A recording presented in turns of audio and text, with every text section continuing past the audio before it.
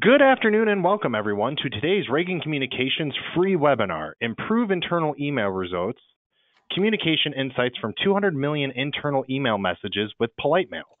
My name is Justin Teach and I will be your moderator for today's event. I am coming to you from Chicago, Illinois at the Reagan Communication headquarters where we promote many webinars and live events.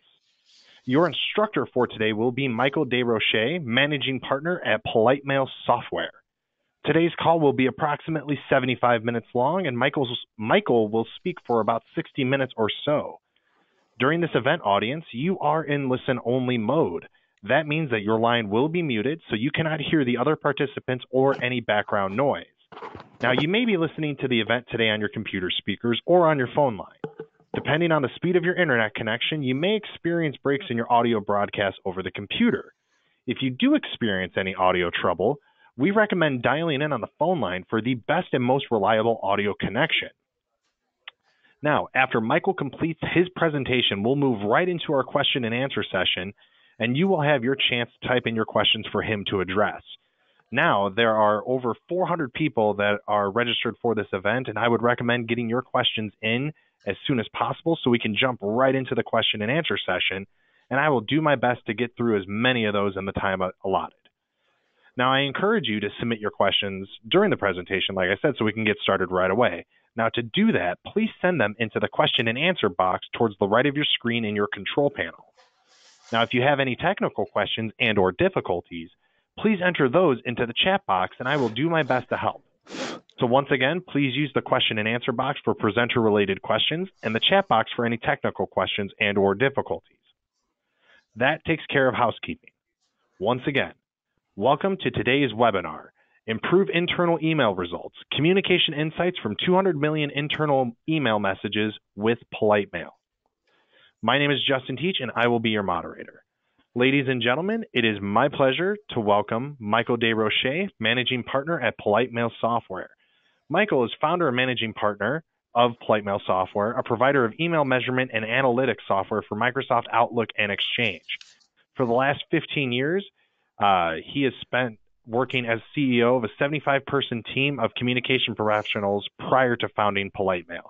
It is an honor to have Michael here. Michael, can you say hello to the audience? Hello. Thanks, Justin. Thank you. Right now, Michael, I'm going to give you control of the screen. So you should see momentarily a dialog box that pops up that says, yes, you would like to share your screen or share screen now. Got it.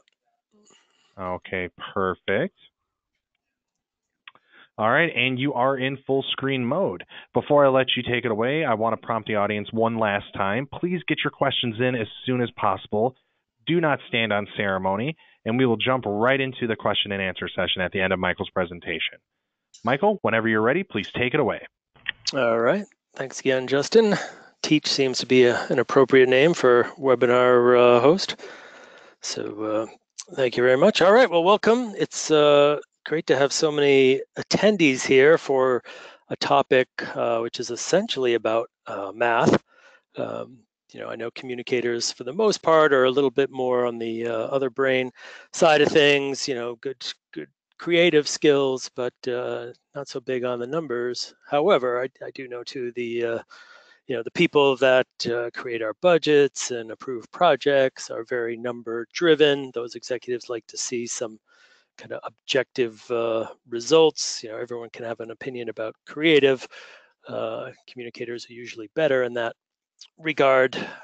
So great to have you, and hopefully we've made the numbers easy to understand and give you some actionable insights that you can use to improve what tends to be the most used communication platform or channel out there, which is email. So that's what PoliteMail does. We're going to add some tools into the kind of de facto standard Microsoft Outlook, Office 365, and enable our customers to measure results, improve those results. There's some list management tools and responsive design tools that make Outlook more of a internal communications platform. And just to get started, kind of, some ideas behind why we're measuring. We kind of hinted at that a little bit here is just, there's people in our organization that are numbers driven, and if we have solid numbers that we can stand behind, we can use those to make a business case much stronger than strictly relying on the quality creative. All right, so does measurement actually matter? And as part of this analysis, so what we did is we've taken some aggregated anonymized data from our cloud-based customers. So it's just under 50% of our customers participate, and we have this data. And then for those customers that are attending today, the intent is to roll out this level of analysis to your application as well. So beyond just the standard reporting, this level of detailed analysis would become available. And when we pointed at a client-specific database, the robustness of the data goes up because we no longer have to aggregate, anonymize everything. So you can get down to more specific details. So as an example, when we're looking at, how many words in a subject line make a difference in terms of getting people to open the email. When we're running this on a client-specific basis, we can get to the specific words that you use, which makes it even more informative. So if that's of interest, certainly reach out to your account executives, and that's something that we'll be rolling out over the course of the summer. But does measurement make a difference? And this is just kind of fell out of our analysis of the data. We just looked at, okay, if we take the metrics over time, are we seeing any improvements? And in fact, we are. So for customers that have used PoliteMail for 2 years or longer, so we have a nice big data set, what we're seeing is readerships going up by over 25%, and click rate is improving over 40%. And then we have some other metrics that I'll talk about. But basically, there's strong increases in everything with the exception of open rate. And there's a reason for that, which we will get into. So if you're wondering if measurement's going to help you improve anything, it does, right? What's measured gets managed. When you can see what's going on, you can make changes. When you see which changes are making the difference you want, you can apply that and extend it and make improvements. All right, so this is kind of data about the data. So roughly 200 million internal communications up at the top there. What employees receive on average, and again, these are all averages, so it doesn't necessarily apply to you specifically, but this is compiled up and averaged across all customer bases, divided out by distribution size, and the average employee is getting 7 corporate broadcasts per month. Communicators are sending about just under 20 minutes of content, and employees are reading just over 9 minutes of what gets sent out. So if you want to tune that, you can write half as much and still get the message across, is what you see there. But the average message is just under 3 minutes in length, and people are spending about over a minute, just over a minute and a half with that. So you can kind of see we've broken this out by industry and by distribution size. So even for our larger accounts that might have over 100,000 employees, they do a lot of sending that might be to this group of 1,000 or 5,000 or 15,000. So this segmentation is all done by the distribution list size that people are sending to, and then we also broke it out by industry sector, kind of along the the financial index sections, and obviously some customers have said well we're really in the business consulting frame, we don't really fit one of those sectors, but you just have to take your best guess. So in that case financials would be the closest, but there's 10 industries, and Justin's got a couple of polling questions that we're going to take of the audience here, and if you answer that, what I'll do is when we get into the metrics section, I'll drill down to whatever is the most popular industry or the most popular distribution size, and we'll show you what the average key metrics are for those particular groups. And then this is the average metrics for overall. So within the benchmark set of data, the average open rate is 71%. So for every broadcast that you do, you can expect 71% of the people to actually look at it. And we'll get more into opens in a little bit of detail, because particularly once you show these type of metrics or analytics measurements to executives, they like to know what it actually means. I think a lot of communicators had the experience of what is that number? What's the math? What's it actually counting? And open rate is one of those fuzzy ones. And if you don't know what it's actually counting, you can kind of be presenting what I would call, I guess, non-accurate data, depending on what you think it is versus what it actually is. So we'll explain that in more detail. So opens, reads, clicks. So about 40% people will read at least 30% of the content. So PoliteMail measures how long people are viewing a message, and we call a read, once they hit a 30% of the content length threshold, we're calling that those people readers. And then, of course, click-through is pretty straightforward. Did they click something? So 11% of the people will click something. And then we have these other mathematical metrics, so something we call attention rate. So when it comes to opens, and anyone that does web analytics would be familiar with this. So you have your page views, so that's how many people visited the page, and then you have your bounces. In email, a bounce means something completely different. It means it was undeliverable. But on a web page, it means they immediately left. So we have this concept called ignored. So if they view an email for less than 3 seconds and the content of the email was greater than 10 seconds, then we're going to say they ignored it. So they looked at it real quick in the preview pane and moved on. And that's what attention rate is opens minus ignores. So that's really how many people are paying attention to this message. So we think that's a more informative metric than just a simple open rate. And then we have the read time. Engagement. Engagement's a combination of percent read, so how much of the message a non-ignored person actually read on average, plus the click rate. So it's kind of a combination. Did they engage with the email by either reading or clicking? And then effective rate, what we're doing here, it's really just a version of click rate, and we're subtracting out the ignores. So you get a higher effective rate, because really what we're trying to see there is how effective was the content at getting people to click something. So we're taking those ignores out because we want to get, if you're looking at that on a page-to-page or design design how effective were we at getting the click we wanted?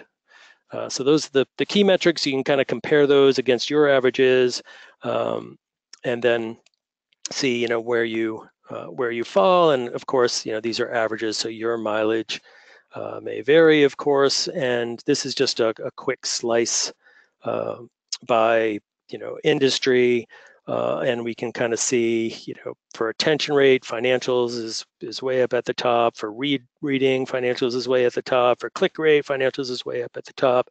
Engagement, they're still in the top 3, and again, engagement is what percent of the content did they read, versus read rate here is did they hit at least 30% of it. So essentially, people that work in financial industries are behind a computer for the most part. Email is very effective, whereas if we go down and look at healthcare, for instance, down closer to the middle bottom, right? Because there's a lot of people in healthcare that are never behind a computer or only behind a computer for a limited amount of their day. So pretty obvious stuff. But again, the whole point of this is when you're comparing your metrics to some sort of benchmark, it makes sense to focus either on industry or by distribution size, because just comparing to the average, may not be a great comparison in all cases. And we do have a PDF that has this broken out. And at some point along, Justin, once you get, whatever some reasonable percentage of responses are, we can drill down to get, into specifics here, but you can kind of see the variation across industries, across distribution sizes. So if you want to do a solid comparison, it's best to do it to the appropriate segment. All right, and here what we're looking at in this chart is how quickly people actually interact with the email you send. So we essentially live in our inboxes, and email is in fact an interruption, because of all the interactions you're going to get 80% of them really quickly. So within 3.5 hours, if you sent all, 80% of your interactions are going to come in. And you can see, a bump the next day, 16 hours after the send, you get a little bump, 48 hours, 72 hours, little bump. But email doesn't last that long, and it gets consumed really quickly. And this data is good to know. So if you're doing, say, open enrollment or any kind of communications where you're trying to get precipitation is rain. That's not the word. When you want people to do something, the best follow-up cycle is 2 days, 48 hours later, because that's basically when your initial email has run out. All right. And this is just another look at that. So of those 80%, we charted that and said 80% of that 80% comes in within 86 minutes. So the good news with this is, it's even faster than 3.5 hours. It's a hour and a half, just under. So the good news for this is if you want to do some A/B testing and maybe you want to split your list and do a percentage and try a couple of different subject lines or maybe a whole different layout, you only have to wait about an hour and a half to know the results are going to be very accurate. So then you can send to the rest and get it out there. So that's helpful to know. And now we're going to look at open. So, in general, your open rate average 71%, but your ignore rate is 10%. So, 10% of the people you send to are just going to preview it and move on. So that is the ignore. And we don't count. So if someone does preview it and ignores it and then comes back to it later and actually reads it, they no longer fit into that ignore category. So we try to be smart about what buckets we're putting people into. And their read time also accumulates if they go back to it multiple times. So that's how those numbers work. But what is an open? And so I just wanted to spend a minute because we have often customers that are coming from marketing platforms or other tools, and they might tell us, well, our open rate's only 40%. How come you're getting 72%? Or other clients might say, I'm getting 120% open rate. How is that happening? And there's different ways of measuring an open. So you could measure the people you're sending to. So on a recipient by recipient basis, did they view the message at least once? That's a unique open. So that's like a unique page view. And that is based on when you do the math on that. So you had unique people viewing your email divided by the number of unique people you sent to, and that's going to give you your open rate on a unique individual basis. Now, some tools might measure unique devices or might measure the message itself, like how many times the message got viewed would count as an open. But we can see that on average, people use 2 to 3, 2.5 devices, so between 2 and 3 devices to access their email. So on any given send, one person may account for 3 opens if it's being measured by device or measured by just total opens in aggregate, and that's why that particular fashion of measuring, which we call aggregate, isn't accurate the way you would expect it to be based on your audience size. And then for the marketing tools, you can view an email. We all see it. If you most of my spam luckily makes it to the spam folder nowadays, but when it does slip through, normally you'll see the click to download pictures at the top of the message. And if I never do that, I can still read the headline and some of the content. But if I don't click to download pictures, I'm never giving the sender the acknowledgement that I opened it. I never really viewed the content, even though I did view the content. If you can't download the pictures, you don't get an open. So marketing tools tend to suppress internal communications because those images are being blocked. So that's another kind of challenge of using opens as your key metric. All right, so let's take a look at mobile trends. And here, I think it's important to note that on average, 25% of employees are opening mobile first.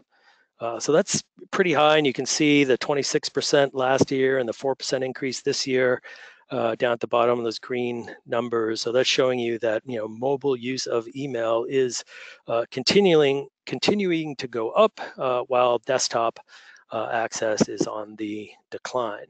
So we're carrying our email around with us, which is great. Another interesting point down at the bottom for this year is we see a huge increase, almost 21% increase in click-through.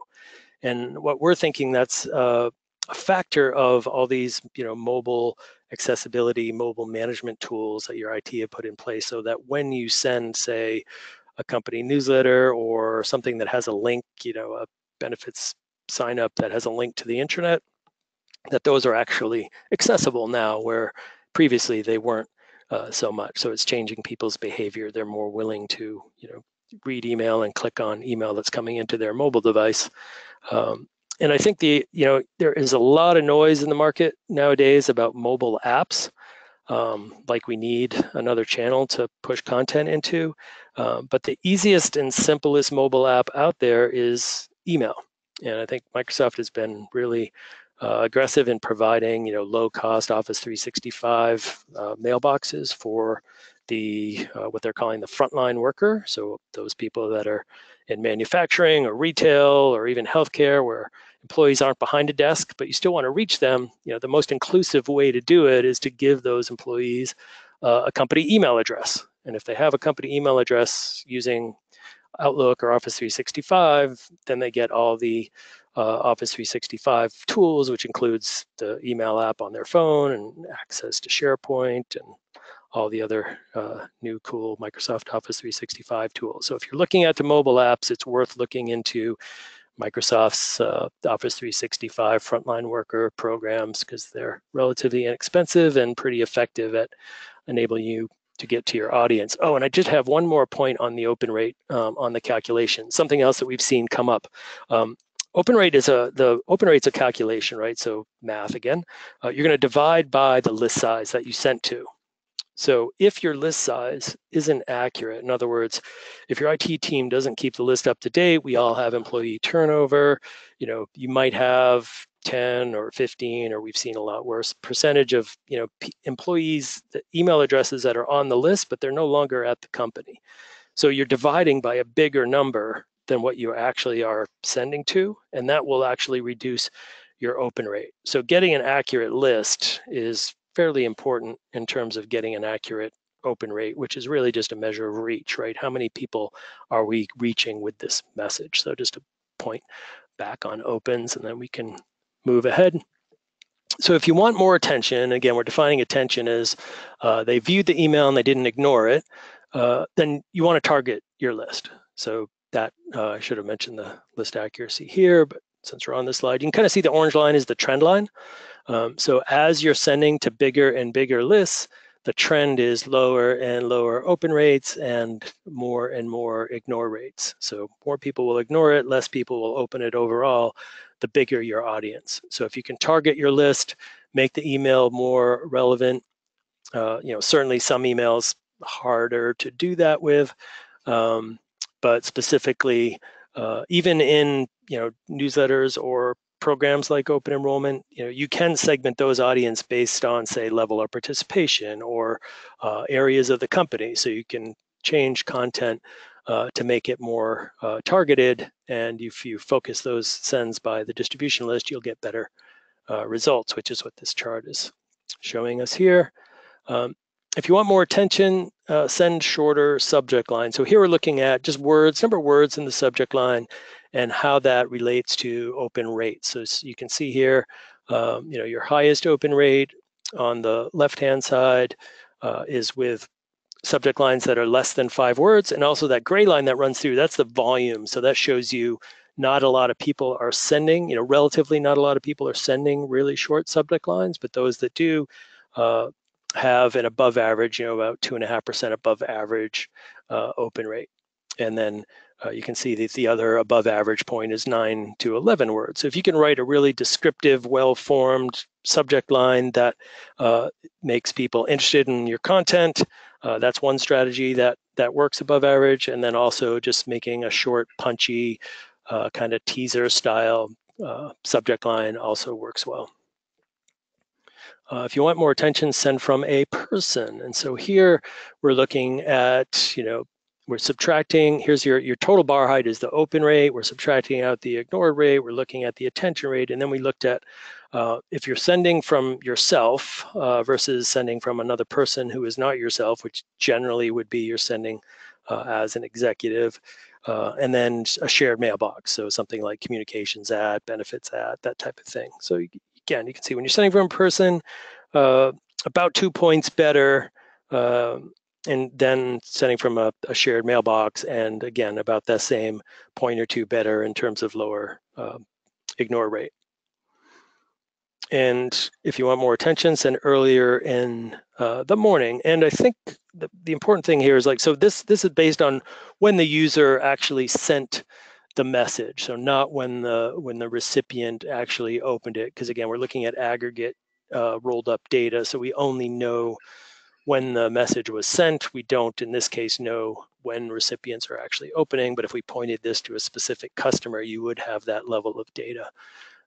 So here, if the message gets sent before work, you're about 2% over average, morning and afternoon, about on average. And again, the gray line is showing you frequency. So more people are sending in the morning and the afternoon, but those that send early. So our kind of analysis on this one is like, if the email's in their inbox when they get to work, more likely to get looked at. And then we thought, well, what if we take, we have all this data, and what if we look at the best performers and compare that to the worst performers? Maybe there's something we could learn here. So we did that using a standard statistical model called a quantile, or in this case, a quintile. So we took all the data, divided up into 20% groups. So the data is the same amount of data in each group, and then we just carved off the top and the bottom. And so the top attention rate senders are up in the 83% attention rate, so 39% above average, and the bottom only 30%, so 50% below average in that case. So quite a spread. So then we can look at, well, what are the top performers doing differently? And one thing they're doing differently is they're sending shorter messages. So they're sending 13% or 13% more often. They're sending messages that are under 2 minutes in length. And 9% less often, or 33% less often on 4 to 6 minute messages. You can see just, here's some messages down here that are more than 10 minutes of content to read it, and the top performers are, it's not like they're not sending any, but they're sending 50% less than the bottom performers. So that just shows you, if you want more attention, send shorter email messages. All right, then we'll look at subject lines again. The top performers out here on the left are sending 25% more messages with 6 words or less in the subject line, and they're sending 13% less that have longer subject lines. So just more evidence that the top performers are keeping those subject lines short. And then by volume, during the weekday, so on what day did they send? And again, if you want more attention, send earlier in the week. So the top performers are sending 12% more on Monday, Tuesday, Wednesday, and 15% less on Thursday, Friday. So we have that. Now we'll look at reading. So what PoliteMail is doing is, while someone's looking, while they're actively viewing the message in their Outlook preview pane, or if they double click it, or if they're in Office 365 or on their mobile device, we're actually timing how long they're viewing that message. And then we're going to put that into some buckets. And then we'll also give you on a client basis, the average read time, how much time people are actually spending on average that didn't ignore it. So, again, 10% of people are ignoring on average, 20% are skimming, and we're defining a skim as you spent under 30% of the time. So if the minute, if the message was 3 minutes, you spent 30%, under 30% of that looking at the email. So you skimmed it. If you get above that 30% threshold, you're a reader, and if you get above 50%, we're calling you an engaged reader. So that is how these break out. And on average, to get to that 30% level, only 38% of your audience is actually going to do that. And of those that do read, they're on average are going to read about 80% of your content. So once you can get them reading, generally they're going to read it, but 40% of the content. So this basically tells me, in general, that there's a lot of room for editing, right? We can really hone that content down. And still get the message across, and still get the readership, which I think is a big fundamental when it comes to the whole concept of email overload. So we hear this complaint a lot, communications, or the company, or the corporation sends too much email. I get too much email, and the question is whether that is too much in volume, number of messages, or whether it's really too much in terms of content. So we've seen some customers do some experiments, and actually, as it turns out, those communicators that take that feedback and dial down the cadence. So they say, well, we're not going to send every week, we're going to send once a month, and then that once a month email is going to be a lot longer. Their metrics actually go backwards. And those communicators that say, you know what, we're going to break this up, we're going to send, say, every day a really short, like 3 bullet point email, and they'll see that their metrics will go up. So our analysis that email overload is often more about volume of the actual content than it is volume of messages. So something to think about there. So when it comes to senders, not a huge difference here, although a little disappointing that email sent by yourself is below average readership. By person who isn't yourself, by the executives, that's a little higher, but mailboxes still perform fairly well when it comes to readership, because generally, those are going to be the broad-reaching broadcast type communications.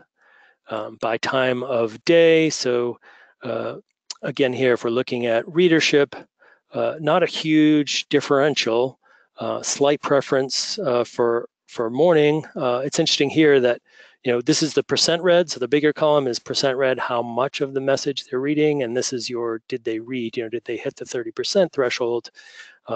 After work, people are slow down a little bit. They have a little bit more time to read versus during the day, but the metrics are pretty even across the board. What does make a difference in terms of readership is the language you use, and here it's pretty clear. And if I didn't include that information here, but there's this thing called the Fleisch Reading Ease Scale.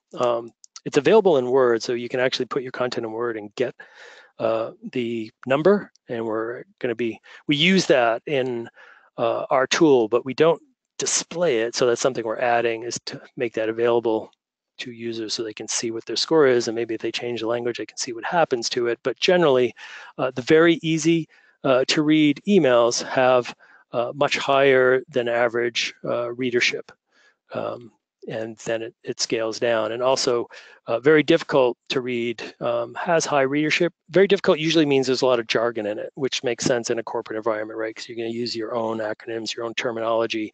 You would expect communications that had that going to a particular audience, people would pay attention to it. The muddy middle here is where most, that gray line, again, it's volume. That's what most email communications are going out under, but that's giving you lower rates, kind of below average rates. Whereas if you keep the language really easy, very easy to use, higher readership there. And this one's pretty clear as well. If you want more readership, send shorter messages, right? There shouldn't be any confusion. What's happening. The waterfall shows you, if you keep your messages to a minute or 2 minutes, you're above average across the board. 3 minutes, you're slightly below average, and then it just continues to decline all the way out there. And we actually cut this off at 10 minutes. There are messages out there that are significantly longer than 10 minutes. And I guess people are trying to use email as an intranet in those cases. Not well advised, but sometimes you use the tools you have. All right, and if you want higher readership, use more images. So again, this is very clear. If the email is all text, your readership level, the percentage of people that read, is pretty much right on average. So the traditional, here's an email, it's just a regular old, no layout, no images, it works pretty well. But then when it comes to using images, if you have a balance, so about 50-50 images to text to more images. So here, more images to us means we've hit a 60-40 relationship of image area on the page versus text area, and that's your highest readership. So again, we don't have any qualification in terms of, someone asked me, well, does that mean I can just use, Dopey clipart and my readership's going to go up? And probably not. Probably does require, using real images of real people, and all traditional design rules still apply. But when you do use images, or mostly images in your email, you can expect 10% improvement in readership, and that's pretty straightforward.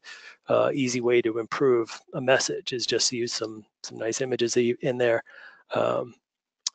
And I would guess, even if you're an engineer and you claim that you don't like images in your email, I bet the truth would stand up.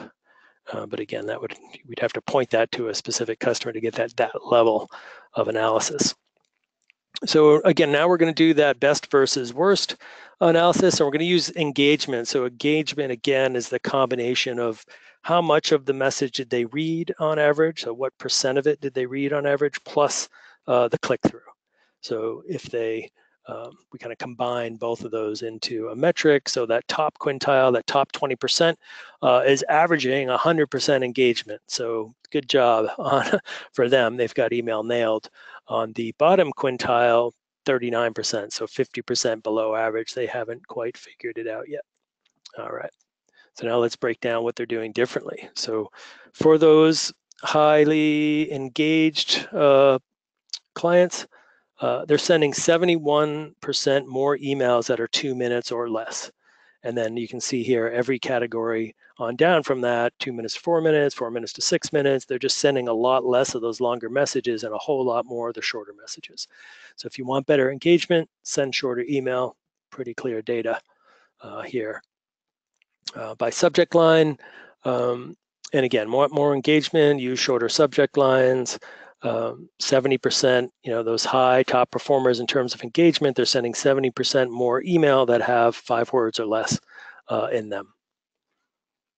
And if you want more engagement, send from a person.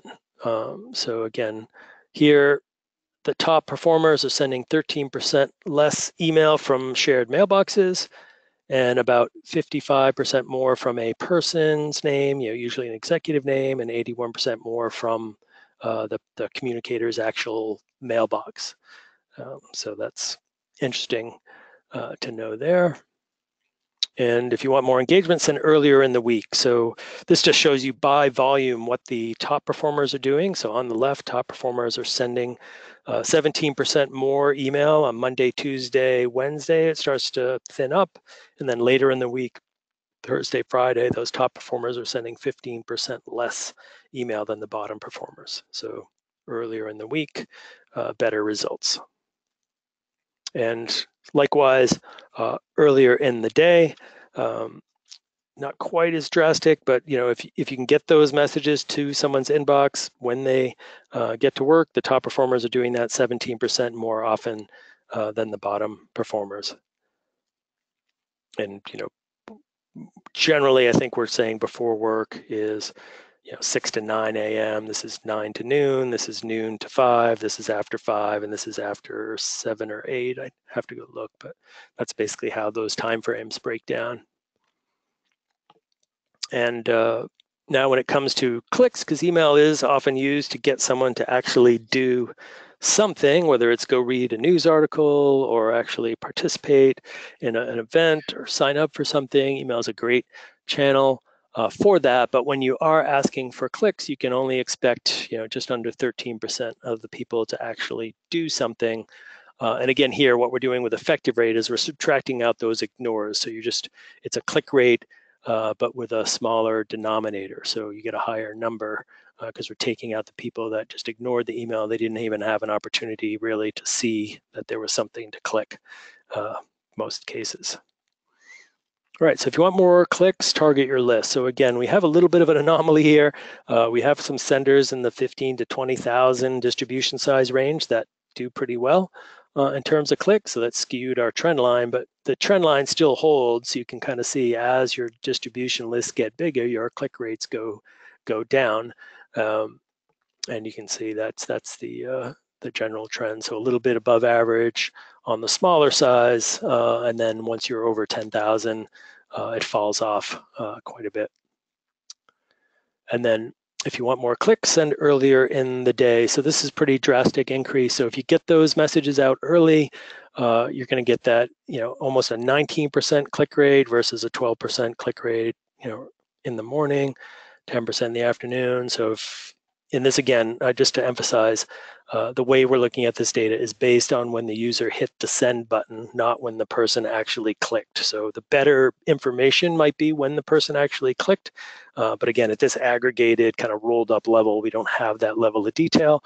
On a client basis, you would have that level of detail. So you might be able to hone in your timing even further, but we are rolling out the feature that will send by time zone so that you can target people based on where they're located in the world. So if you want to say, I want to send at 9 a.m., it was no longer restricted to 9 a.m. your time. It'll be 9 a.m. the recipient time, which should, we're basically using our own data here to make those feature improvements. All right, and if you want more clicks, again, same story, different metrics and shorter messages.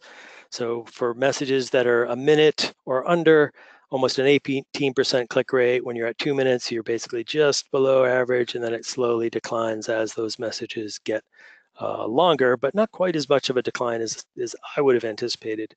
But still, it drops as the longer content, the lower results. And here's the key. If you really want to get people to click something, here's the simplest thing you can do, is just send one link. And hardly anyone does it. So if you look at the gray line, that's the number of messages being sent. So most messages are being sent with between 2 and 6 links in them. And that has pretty much average click rates. But if you really want someone to click something, and again, very few people are doing this, but those that do it have 18% click rate. So you get 30% better, 30% improvement if you send an email with just one button, one action. I want you to do this. And if you just make that one simple change, I think you'll see a drastic improvement in your click response. And obviously for something like a newsletter, that's not necessarily a practical advice. But for anything, where you're getting people to sign up, or benefits, enrollments, any of those things where you want someone to click a thing and do something, your best results are going to be sending those messages, a short message with one button, one clear link action, and that's going to give you your highest possible return. And again, best and worst, what are the top performers doing versus the bottom performers? You can see quite a difference. Again, the top performers, 47% click rate on average, over 200% better than average for those top performers. And for the bottom performers, just they're just not really getting people to participate in those links.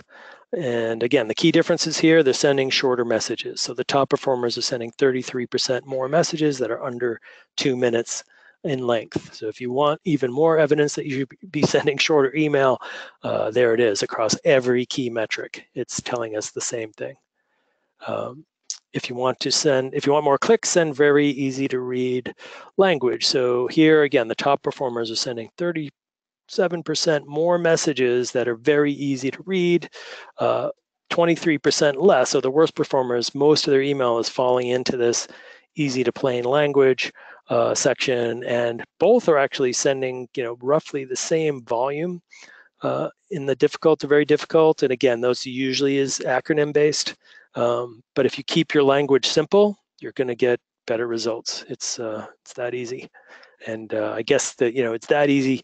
You need to be able to get that Fleisch score from your copy, and you can do that inside of Word, and hopefully soon inside of PoliteMail.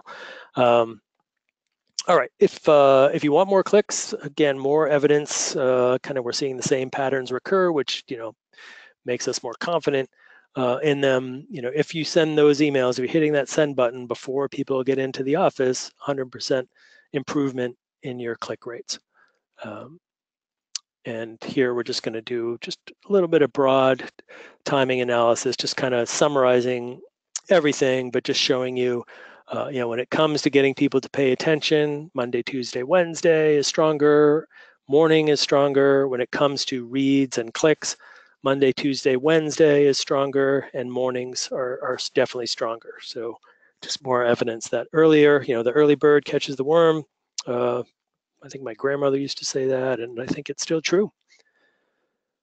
All right, and if you want more engagement in your email programs, it's going to pay to establish a routine. So, and what we're looking at here is basically email cadence. Like, the way we're looking at cadence is you're sending from the same address to the same list, and then we're dividing that into frequencies. So does that from to combination occur daily, weekly, monthly, quarterly, and then inside of those buckets, does it occur, how closely does it occur on the same day and same time?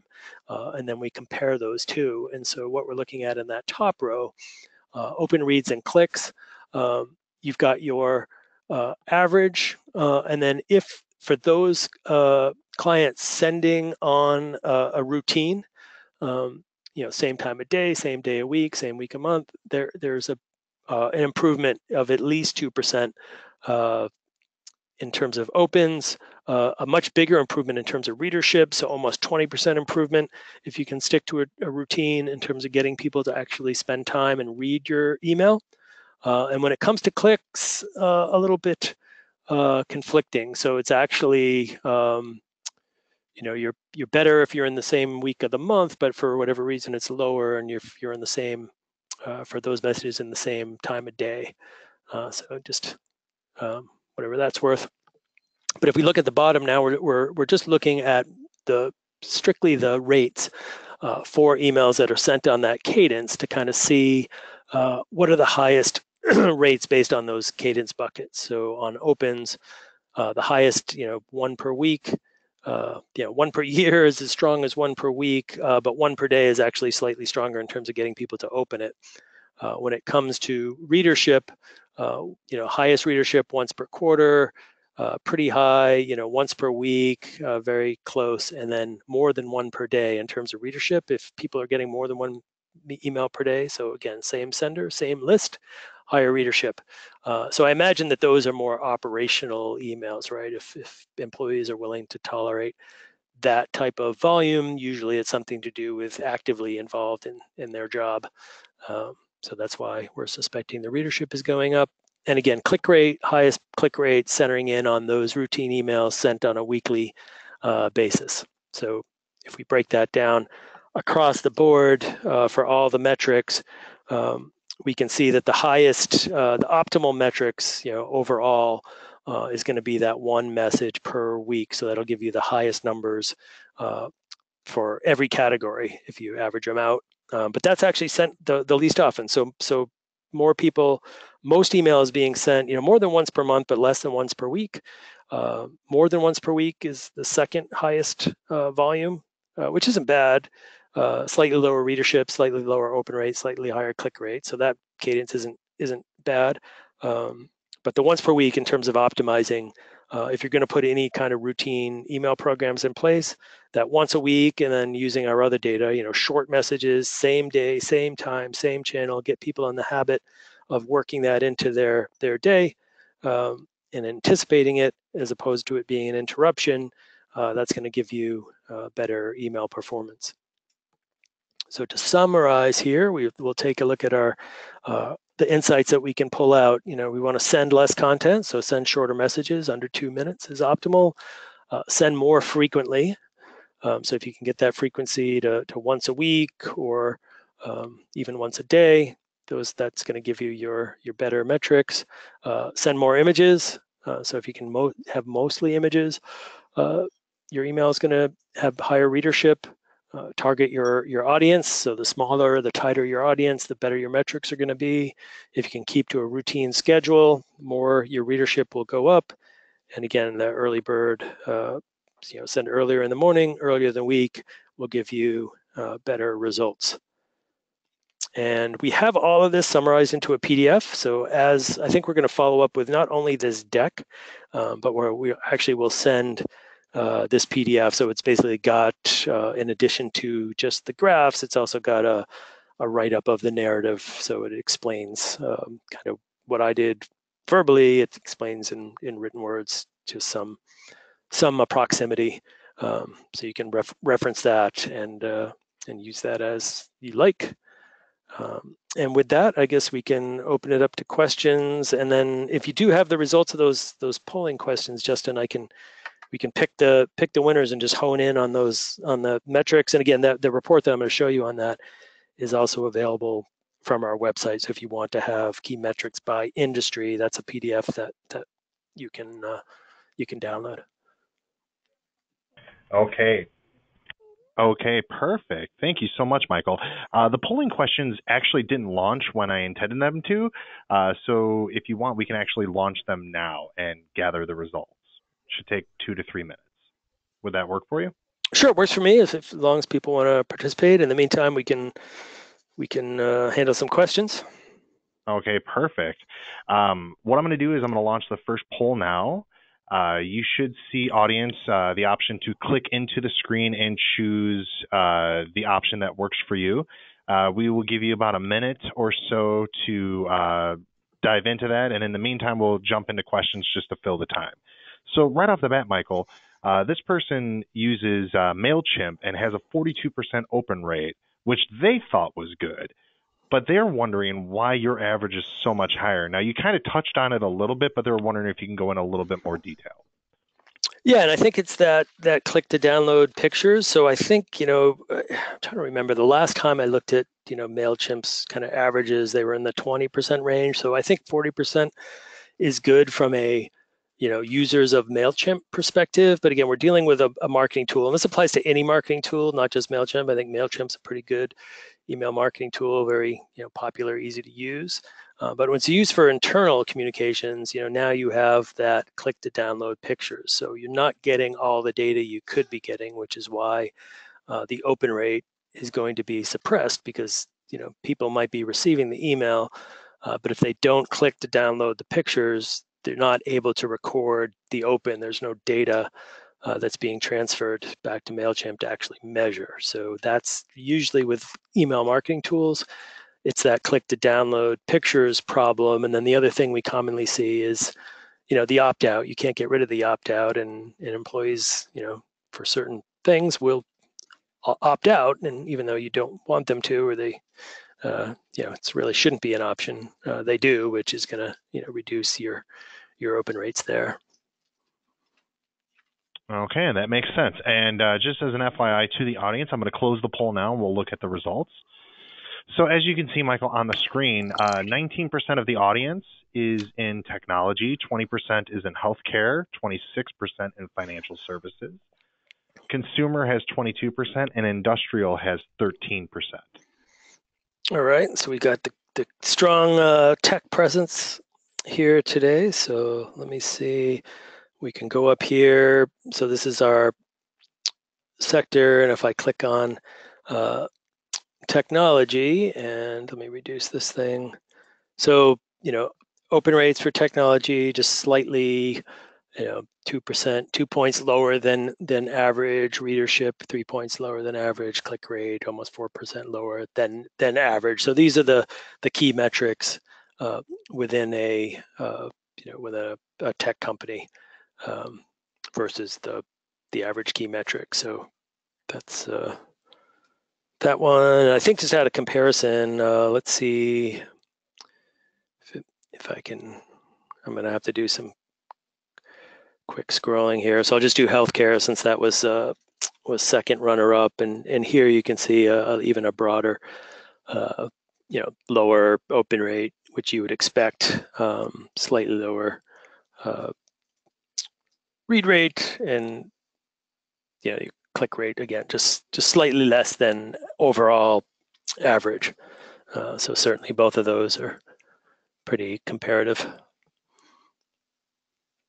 Was there did you do the list size as well, or just that one? I am launching that one right now. And audience, you will have about a minute to vote on this. Once again, please just click into your screen and it will allow you to choose the option. While they are doing that, our second question is, we did a free trial of an Outlook tracking tool, but the number of opens we got were way above the number of people on the list. Do you happen to know why? Okay. So again, I guess the thing is opens. People pay a lot of attention to them because it's the easiest thing to measure, but it's not probably the best measurement you should be using, particularly if you tell executives you got a certain open rate, usually they're not going to be that impressed if in terms of what does it mean. It just means someone got the email, right?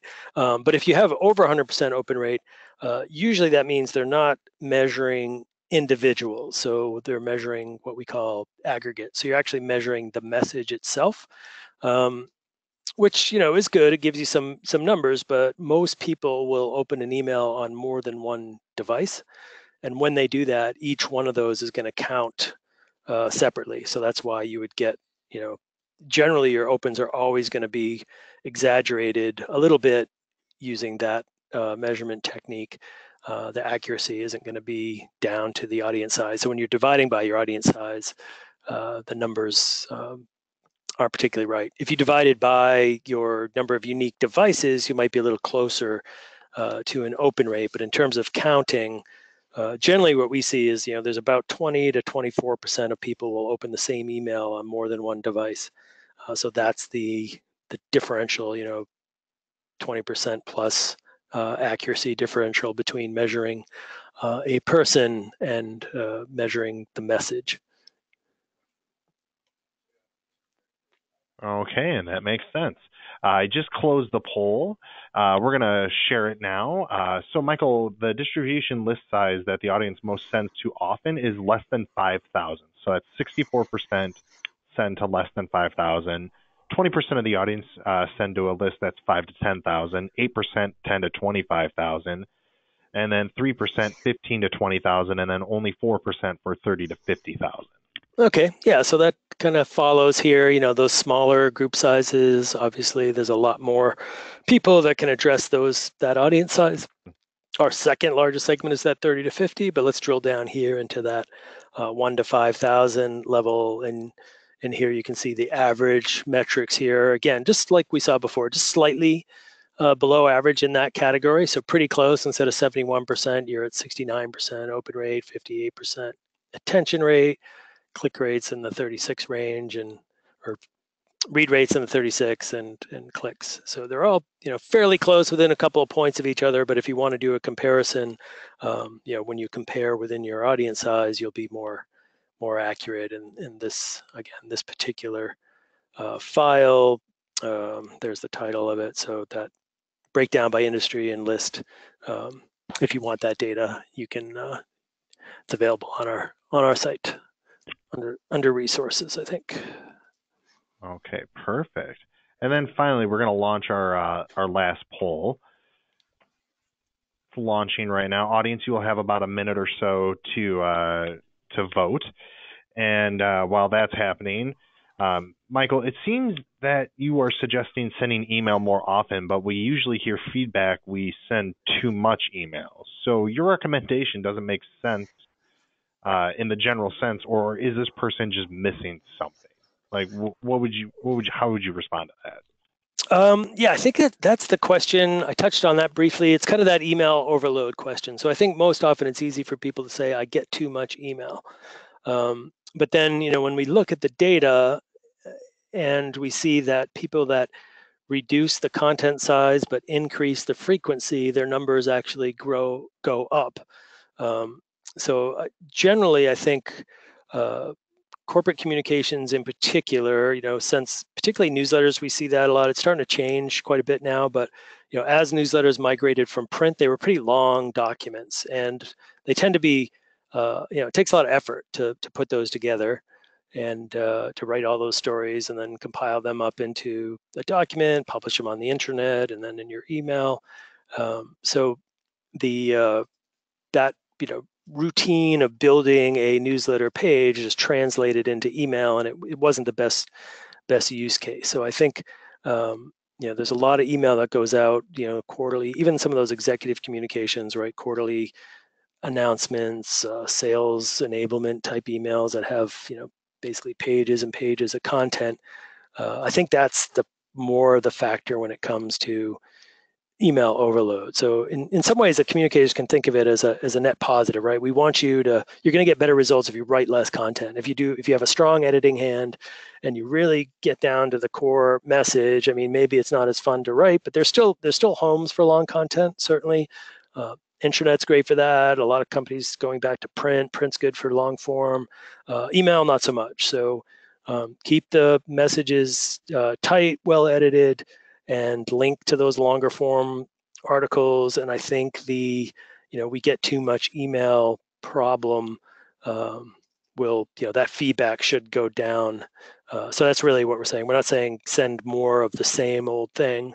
We're sending, if you're going to reduce your content, you still need to get those messages out there. So have a heavy editing hand. But if you send your news, if you send less story length, but send it more frequently, I think what you'll find is you'll have better results, better feedback. All right. Now our poll is closing now, and I'm going to share the results with everyone.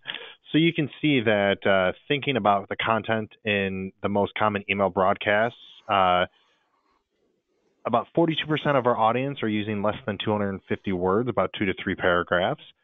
43% of our audience are using less than 500 words, about a full printed page. 10% are using less than 1,000 words, and then 4% are actually using more than 1,000 words. So what are your thoughts on those results? Yeah, it's great. I think it looks like most of our audience here is doing the right thing, right? They're sending, short emails, keeping them under a minute. That 2 to 3 paragraphs is kind of the optimal size for email. So, and I know a lot of times, communicators are basically, instructed or required or requested to send some of those longer form emails, even though it might be against their own better judgment. And so one thing you can do is you can kind of take this data to the driver of that request and just say, I know you want the longer form content, but here's why we shouldn't do it, and here's what I recommend instead. And that might help. Okay, and that makes sense. Now, jumping into the meat of the questions here, we have quite a number of employees in Europe, and our IT said we have to stop using and I apologize in advance to this person for butchering this name, Oracle Eloqua tool for our newsletter because of GDPR, which right now is a hot topic issue. So is your PoliteMail tool GDPR compliant? Yeah, so we do have anonymous mode. So the problem your IT is probably having with the marketing tool, and that's actually a company Oracle acquired. So Oracle, the big database company, and Eloqua is a email marketing tool, more or less kind of a sales tool, but people use it for marketing. But it does tracking, so it does open click measurement, and but it, as a function of how it does it, it's collecting personal information. So not only is it sending the email, but when someone in Europe opens that message, data is coming from Europe to their servers in the US, and they're processing it. And that's a privacy with the GDPR. That's kind of a privacy issue now. So with PoliteMail, we do have what's called anonymous mode. So even though we are collecting data about the recipient in terms of the fact that we sent them an email, and we're collecting data about someone opened it, we're not tying those two things together. So there's no technical way to say that this particular person in Europe opened this particular message or clicked this particular link. So the privacy is maintained, and then that kind of complies with what the GDPR regulations suggest, so or recommend. And obviously, you want to be GDPR compliant because there's all sorts of crazy penalties involved and not. And even though it, for a lot of it doesn't really make a ton of sense, like a name and email address, but there's so much internet advertising that is kind of privacy abusive that you don't even know what's happening in your data, kind of like those ads that follow you around the internet. Basically what Europe's saying is, that's, that data is really belongs to the EU citizens and not to the companies that want to sell them something. And so, kind of this email tracking gets put into that same bucket, right? There's kind of hidden data being collected. And if you can identify a person with that data, then that's no longer allowed. So I guess the simple answer is not so simple, but marketing tools get a little bit trickier now with that European regulation, and we do see a lot of customers adopting that even for their U.S. employees, just because it's actually kind of nice to for your employees not to feel like they're being spied upon or have some control over the data that's being collected about them. So it's not really a bad thing. It just adds a little bit more complication to our daily lives of collecting and using data. Yes, it does. All right, Michael, are you looking to expand Polite Mail functionality so it can be used with Office on the Apple OS Mac system? This person loves the product, but unfortunately hit a wall with the current non-Mac compatibility. Yeah, so the Mac limitation is really a Microsoft Outlook limitation. So the Outlook client, the Outlook for Macintosh, basically doesn't allow add-ins, a COM add-in, which is basically when to do what Polite Mail does, we get into Outlook's pants, so to speak, in a way that they don't really support in general. So we have to get into the inner workings, get in those gears and do stuff which they don't allow on the Mac. However, we are working on what they call a universal app or a modern app, which is the version that will run kind of across the Office 365 environment, right? So it'll be Outlook desktop, not Mac, but Outlook desktop, Outlook online, Outlook mobile app, so across the board there. So we have that in beta now, so that will be coming out hopefully this summer, but it's software, so we never quite know when things are going to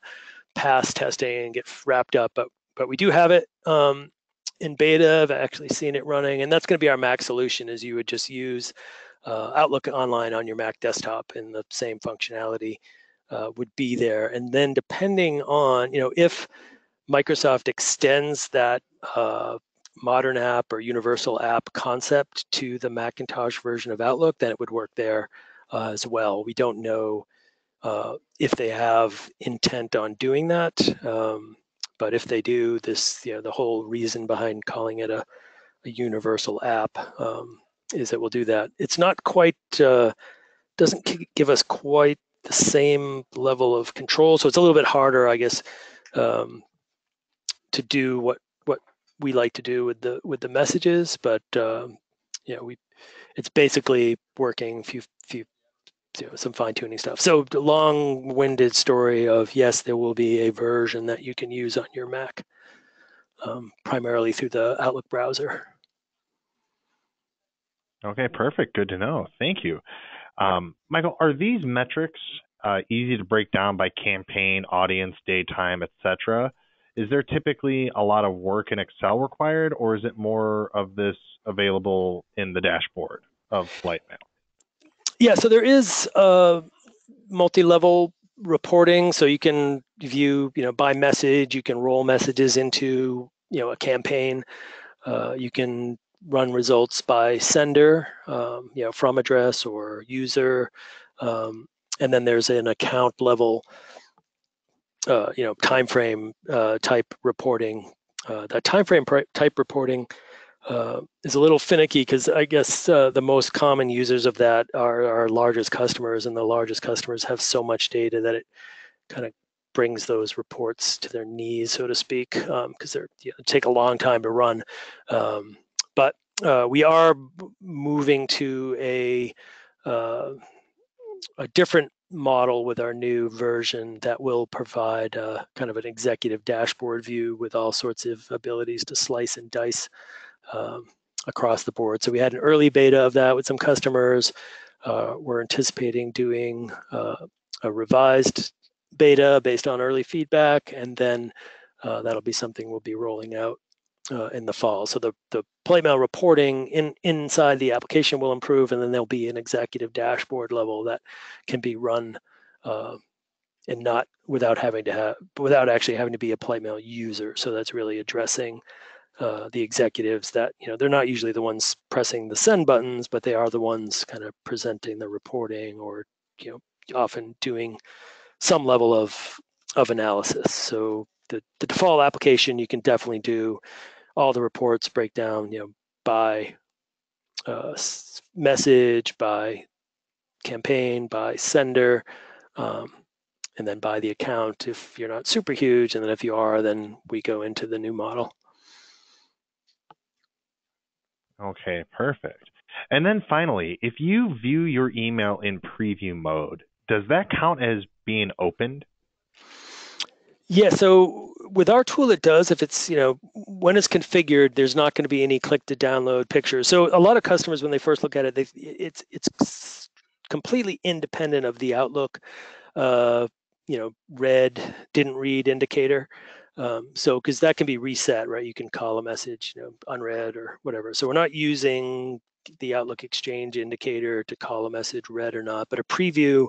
As soon as they view the message, we start measuring it, so we can tell that they viewed it. It's opened. We can tell how long they're previewing it for. If they get up and leave and go to get a coffee and come back, we're going to count that as a left open because it's still on their screen. So preview counts just like a double click counts, just like a mobile view count. So all that's being actively measured. Okay, perfect. Thank you so much again, Michael, for taking the time out of your day to help us understand, more insights from 200 million email messages with your platform. Once again, I apologize to the audience for not being able to get to everyone's questions. It's just with over 400 people on the call today, it's kind of hard to get to everyone unless we spent literally the rest of the day. But I saw all of the questions that were coming in. They were all great. And Michael, I can send you those as well so you can see what the audience had questions on. So, yeah, and if they are, I don't know if they're attributed to a particular person, but if they are, I mean, we're happy to offline just run through those and provide answers. So I don't know if it's related, if they're related to an actual person we can reply to, but if not, I guess we could just do a general post. Yeah, they in the GoTo platform, it's actually nice. They actually have a new report now that downloads all the questions and lets you know who asked them. So we can give you that information and you can respond back to them offline. Okay. Yeah, and it may be just it may be worthwhile just to do the blog post as well as the individual responses. But if you have all that, shoot it over as a spreadsheet, and we're happy to go through and provide the answers people want. Yep, will do. So once again, Michael, thank you for your time today. Thank you again, audience, for not only joining us today, but asking really great and insightful questions. This concludes our free webinar, Improve Internal Email Results, Communication Insights from 200 Million Internal Email Messages with PoliteMail. With that, I want to wish everyone a great afternoon. Thank you and goodbye.